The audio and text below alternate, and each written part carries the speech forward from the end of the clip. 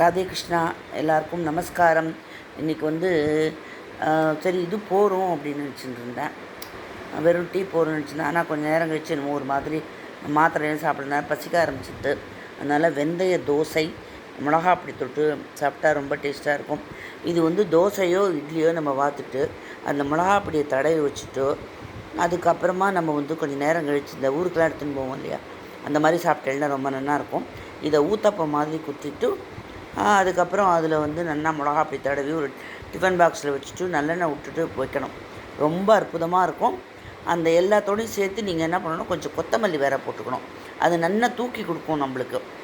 அதே மாதிரி இது எள், இது ரெண்டுமே வந்து நல்ல வாசனையை கொடுக்கும் மிளகா பிடிக்கு. மற்றவாழெலாம் இதெல்லாம் போடுவா, கருவேப்பிலாம், அதெல்லாம் நான் போட மாட்டேன். தேங்க்ஸ் ஃபார் வாட்சிங் மை சேனல்.